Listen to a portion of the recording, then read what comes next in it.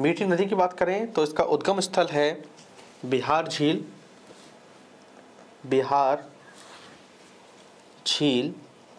अब ये बिहार झील कहाँ है? मुंबई में। ठीक है, याद रखिएगा, मीठी नदी का उद्गम है बिहार झील, मुंबई से। ठीक है, अब मीठी नदी की लंबाई की बात करें तो इसकी लंबाई है 18 किलोमीटर।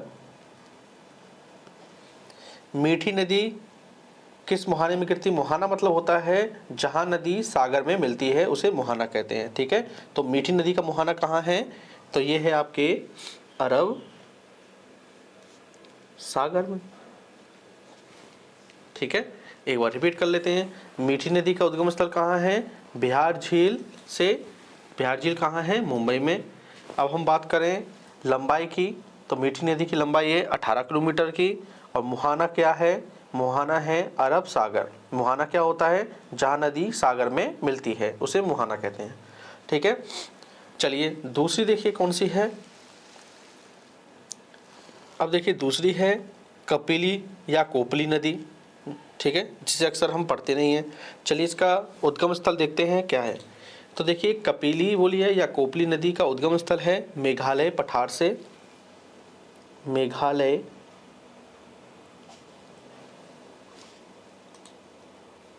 पठार से। ठीक है, अब हम बात करें ये किसकी सहायक नदी है, तो देखिए ये है ब्रह्मपुत्र नदी की सहायक। ठीक है, किसकी है? ब्रह्मपुत्र नदी की सहायक है। तो दो चीज़ें याद रखनी है, कपिली नदी में उद्गम स्थल है मेघालय पठार से, सहायक है किसकी? ब्रह्मपुत्र नदी की। चलिए पढ़ते हैं लूनी नदी के बारे में। ठीक है, लूनी नदी का अगर हम उद्गम स्रोत की बात करें तो ये है इसका अरावली श्रेणी से। अरावली श्रेणी से। ठीक है, अब हम बात करें लूनी नदी की लंबाई कितनी है, तो लूनी नदी की लंबाई है 511 किलोमीटर। 511 किलोमीटर की लंबाई है। हम बात करें लूनी नदी की विशेषता क्या है, तो इसकी विशेषता है, ये लिखिए, कच्छ के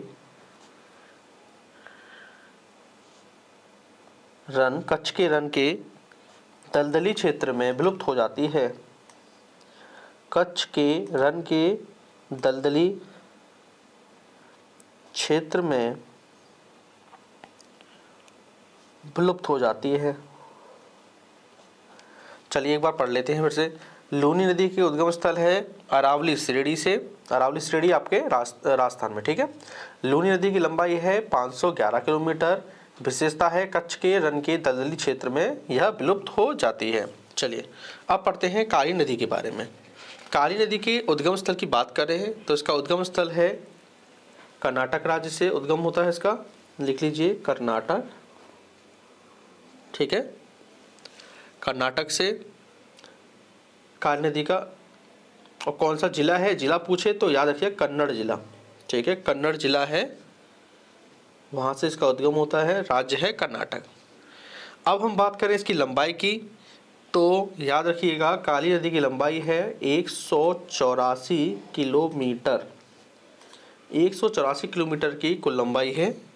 ठीक है, अब मुहाना इसका क्या है, तो काली नदी का मुहाना है अरब सागर में। ठीक है, अरब सागर में।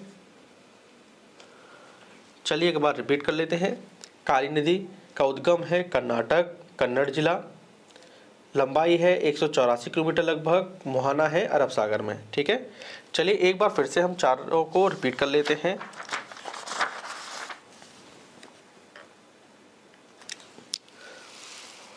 तो चलिए एक बार रिपीट कर लेते हैं। मीठी नदी का उद्गम स्थल है बिहार झील, मुंबई से।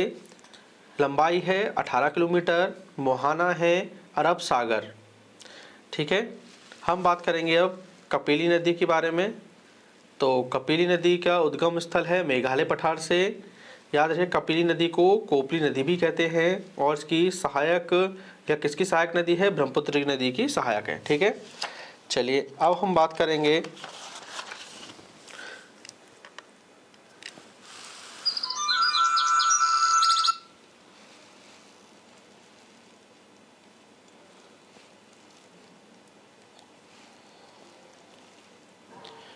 चलिए अब हम बात करेंगे लूनी नदी की। तो उद्गम है अरावली श्रेणी से, लंबाई है 511 किलोमीटर। विशेषता क्या है, कच्छ के रण के दलदली क्षेत्र में यह विलुप्त हो जाती है। ठीक है, चलिए अब हम बात करेंगे काली नदी की। काली नदी का उद्गम स्थल है कर्नाटक के कन्नड़ जिले से, लंबाई है 184 किलोमीटर की और मुहाना है अरब सागर में। रोम की बात करें तो रोम है टाइबर नदी के तट पर। ठीक है, रोम टाइबर नदी के तट पर है। बर्लिन की बात करें तो ये स्प्री नदी के तट पर है। ठीक है, स्प्री नदी के तट पर है। पेरिस है आपके सीन नदी के तट पर है और कीव है आपके नीपर नदी के तट पर। और हम बात करें रॉटरडैम, जो रॉटरडैम नगर है वो है आपके राइन नदी के तट पर। ठीक है, देखिए रोम हो गया, बर्लिन हो गया, पेरिस हो गया, कीव हो गया और रॉटरडैम हो गया। ठीक है, ये सभी आपके यूरोपीय नगर हैं। ठीक है, चलिए वह रिपीट कर लेते हैं। रोम है आपके टाइबर नदी के तट पर, बर्लिन है स्प्री नदी के तट पर, पेरिस है सीन नदी के तट पर और कीव है आपके नीपर नदी के तट पर। और बात करें रॉटरडैम, ये है राइन नदी के तट पर। ठीक है, ये सभी प्रमुख यूरोपीय नदियों के किनारे स्थित नगर हैं। ठीक है, तो याद भी रखिएगा ये यूरोपीय नदी हैं। चलिए अब हम बात करते हैं कुछ और महत्वपूर्ण शहर जिनके किनारे स्थित नदियां हैं। ठीक है, चलिए देखते हैं।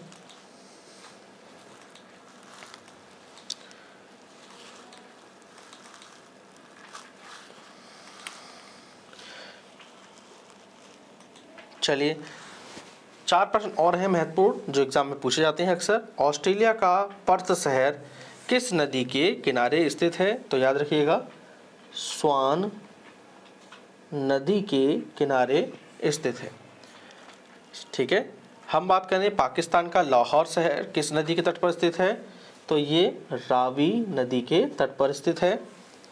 संयुक्त राज्य अमेरिका का वाशिंगटन डीसी की बात करें तो ये है आपके पोटोमैक नदी के तट पर, पोटोमैक नदी के तट पर। ठीक है, अब बात करें पोलैंड का वारसा शहर तो ये है आपका विस्चुला नदी के तट पर, विस्चुला नदी के तट पर। एक बार हम फिर से रिपीट कर लेते हैं। चलिए, रोम है टाइबर नदी के तट पर, बर्लिन है स्प्री नदी के तट पर। ठीक है, पेरिस है सीन नदी के तट पर और कीव है आपके नीपर नदी के तट पर। अब बात करेंगे हम रॉटरडैम और रॉटरडैम है आपके राइन नदी के तट पर। ठीक है, चलिए आगे देखते हैं। ऑस्ट्रेलिया का पर्थ शहर की बात करें तो ये है स्वान नदी के तट पर।